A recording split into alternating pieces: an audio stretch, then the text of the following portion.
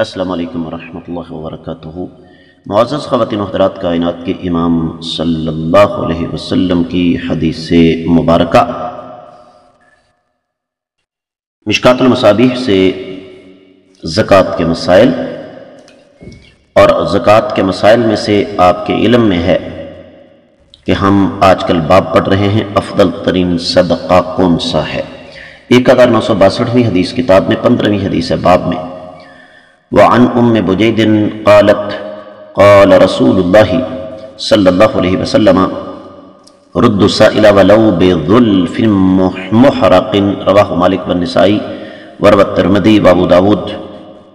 معناہ۔ معزز خواتین و حضرات، میرے علم کے مطابق یہ حدیث سند کے اعتبار سے بالکل صحیح ہے، اور حدیث کا ترجمہ میں براہ راست آپ کی خدمت میں رکھنا چاہتا ہوں۔ ام بجید رضی اللہ تعالیٰ عنہا سے روایت ہے، وہ فرماتی ہیں کہ نبی کریم صلی اللہ علیہ وسلم نے ارشاد فرمایا، سائل کو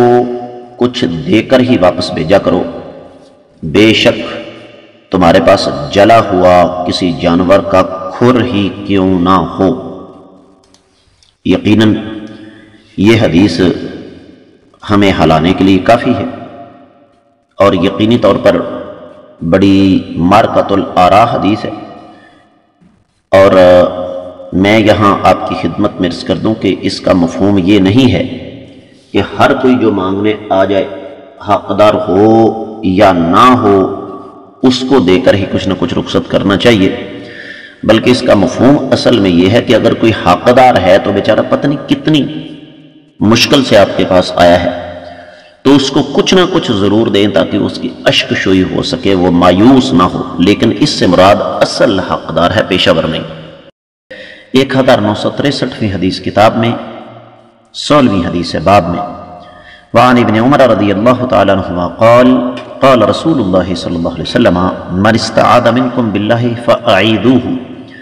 ومن سأل باللہ فاعطوہ ومن دعاکم فاجیبوہ ومن صنع إليكم معروفا فكافئوه فإن لم تجدوا ما تكافئوا فادعوا له حتى تروا أن قد كافأتموه، رواه أحمد وأبو داود والنسائی۔ معزز خواتین و حضرات، حدیث مبارکہ سند کے اعتبار سے تمام تر شکوک و شبہات سے بالاتر، سند کے اعتبار سے بالکل صحیح حدیث ہے، اس پر کسی قسم کا کوئی غبار، کوئی اعتراض نہیں ہے۔ اور حدیث کے راوی سیدنا عبداللہ بن عمر رضی اللہ تعالیٰ عنہما، کائنات کے امام صلی اللہ علیہ وسلم کے جلیل القدر صحابی کے بیٹے۔ ترجمے کی طرف آئیے۔ نبی کریم صلی اللہ علیہ وسلم نے ارشاد فرمایا، جو شخص تم سے اللہ کے نام پر پناہ طلب کرے اسے پناہ دو، اور جو شخص اللہ کا واسطہ دے کر سوال کرے اس کا سوال پورا کرو، اور جو شخص تمہیں دعوت دے اس کی دعوت کو قبول کرو، اور جو شخص تمہارے ساتھ احسان کرے تم اس کے احسان کا بدلہ دو، اگر بدلہ نہ دے سکو تو اس کے حق میں دعا کرو، یہاں تک کہ تم اس حد تک پہنچ جاؤ کہ تمہیں پتہ چل جائے کہ تم نے اس کو اس کے احسان کا بدلہ دے دیا ہے۔ تو معزز خواتین و حضرات، اس حدیث میں جو اصل محل شاہد ہے، باقی باتوں کی طرف ہم بعد میں باقی باتوں کی طرف نہیں ہم آتے کیونکہ وقت ہمارا مختصر ہوتا ہے۔ اس میں بنیادی بات جو ہمارے ذہن میں غلط فہمی پیدا کر سکتی ہے کہ جی حدیث میں تو لفظ عام ہے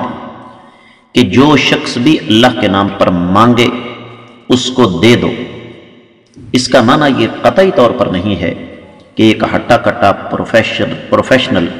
پیشہ ور بکاری آ کر اللہ کے نام پر سوال کرتا ہے تو ہم اس کے لیے بھی اپنے خزانوں کے منہ جو ہیں وہ کھول دیں۔